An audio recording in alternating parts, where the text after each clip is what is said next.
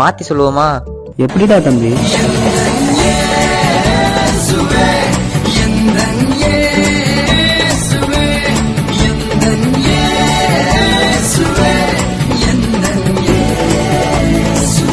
சரிண்ணே, அந்த இயேசுகிட்ட வந்துட்டேன்.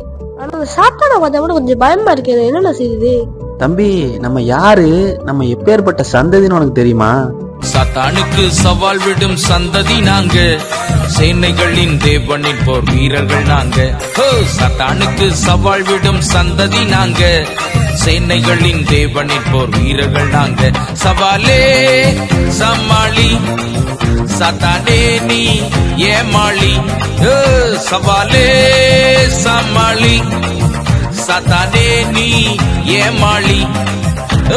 சவால் சவால் சவால் சவால் சவாலே, நாங்க பவுல போல சவால் விடுவோம் சவாலே. அண்ணே, இயேசுவோட சந்ததி ஆயிட்டோம்.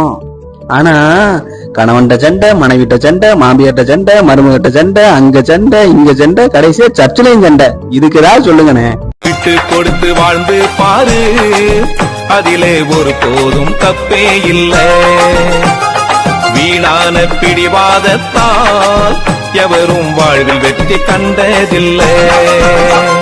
விட்டு கொடு விட்டு கொடு விட்டு கொடு, நீ விட்டு கொடு விட்டு கொடு விட்டு கொடு, விட்டு விடு விட்டு விடு விட்டு விடு, வீணாக பிடிவாதம் பிடிப்பதை நீ விட்டு விடு.